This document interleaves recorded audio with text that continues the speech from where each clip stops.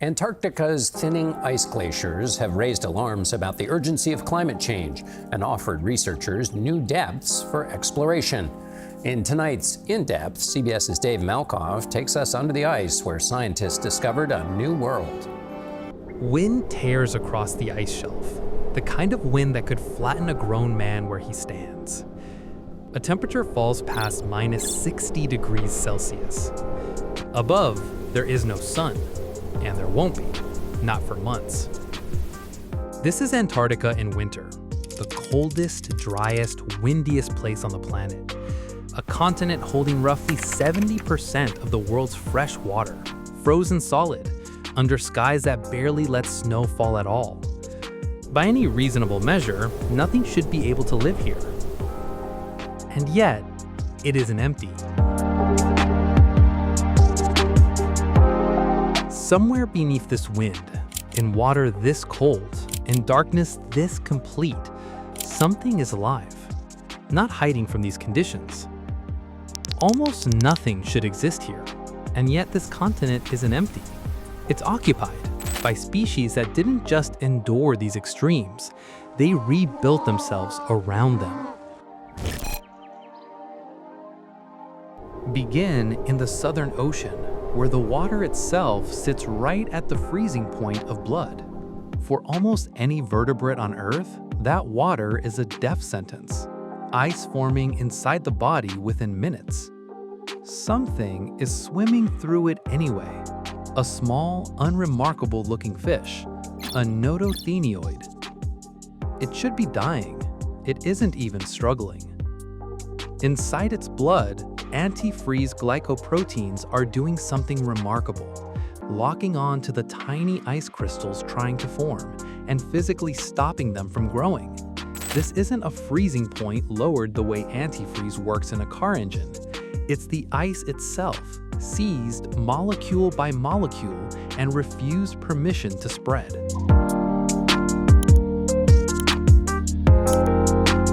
Here's the detail that changes how you should think about this. That molecule didn't appear from nothing.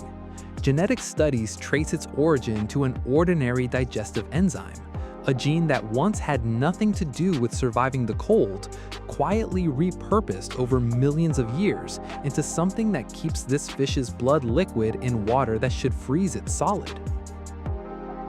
This isn't resistance to the cold, it's a takeover of it. A habitat that used to belong to no one now belongs almost exclusively to a handful of species carrying this one trait. It's why an entire family of fish, the notothenioids, now dominate these waters, filling niches that warmer adapted fish abandoned generations ago as the Southern Ocean slowly, relentlessly cooled. The cold didn't just fail to kill them, it cleared the field for them. So, if a fish can rebuild its own blood chemistry around the exact conditions that should kill it, what would it take for a warm-blooded animal to do something just as extreme? Meet the emperor penguin, the only penguin species on Earth that breeds in the dead of the Antarctic winter. While almost every other bird on the planet waits for spring, a female emperor penguin lays a single egg in the coldest, darkest months of the year, then leaves to feed. The egg becomes her mate's responsibility alone. He balances it on his feet, tucked beneath a fold of warm skin, and then he simply waits. For up to 4 months, in darkness, in wind chill that can fall past -40 degrees. He will not eat, not once, the entire time. By the time his mate returns, he may have lost nearly half his body weight. He isn't alone in this. Hundreds of other males stand together, packed into a huddle that slowly rotates, birds on the exposed outer edge cycling towards the sheltered center, then back out again, so no single penguin carries the full cost of the cold for long. Seen from above, the huddle moves like one slow-breathing organism, thousands of feet shuffling by centimeters, spreading the price of survival as evenly as it can be spread. It looks, from the outside, like the worst possible timing for a species to raise its young. It isn't a mistake.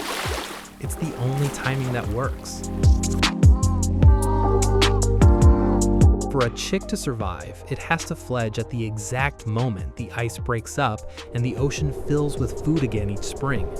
Counting backward from that single moment, the only place to start is here, in the dark, in the cold, months before spring exists anywhere on this continent. The hardship isn't something these penguins endure despite the timing. It's the price the timing charges, paid up front by one parent so an entire colony's calendar can work at all. Now picture something almost too small to notice, barely the length of a finger.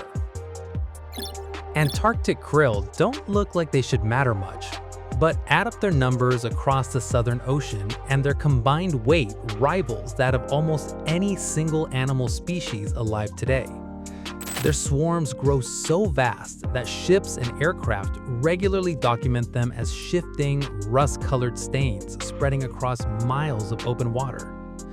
Nearly everything you picture when you think of Antarctic wildlife, whales, seals, most penguins, entire colonies of seabirds, depends directly on this one small crustacean for food. Remove krill from the equation, and by everything we understand about how this food web is built, you're not looking at a gap in the chain. You're looking at the animal the entire chain would come apart around. Krill have their own trick for surviving a winter most animals couldn't manage. When food runs short, they shrink. They reabsorb their own tissue and reduce their body size rather than starving outright, trading growth for survival until the season turns again. So where does the food that fuels all of this actually come from? Trace it back far enough, and you keep arriving at the same place the fish and the penguin already led us to. Ice.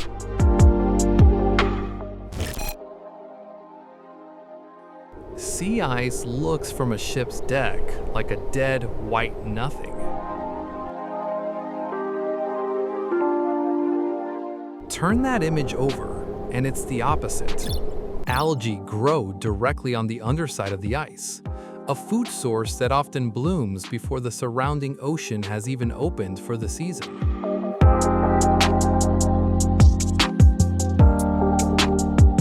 Even the patches of open water that form within the pack, held there by wind and current, return to the same coordinates year after year, reliable feeding grounds hidden in plain sight. What looks like a barrier is, underneath, a nursery. That nursery feeds the krill. The krill feed almost everything above them. The same frozen winter that shelters an emperor penguin colony is the reason the ocean beneath it will be full of food by spring. And the same near-freezing seawater that would kill an ordinary fish is the exact habitat a Nothenioid's antifreeze blood was built to claim as its own.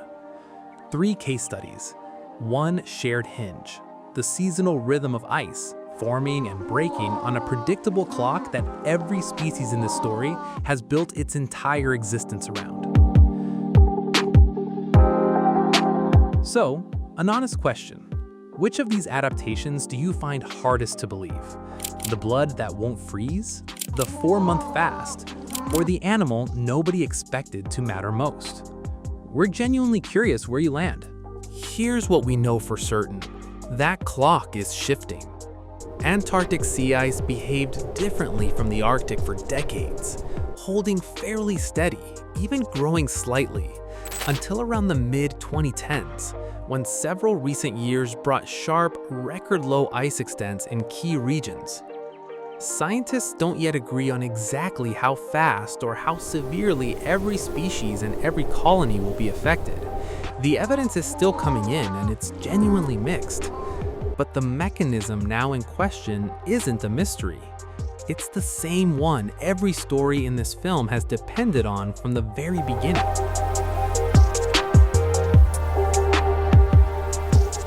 Go back to where we started. The wind, the cold, the months without sun. Those numbers haven't changed. What's changed is how you should see them. Not as a threat these animals are fighting to survive. As an inheritance they spent millions of years building a life around.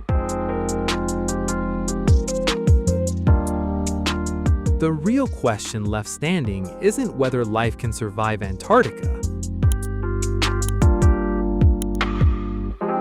It's whether the timing it was built on will hold.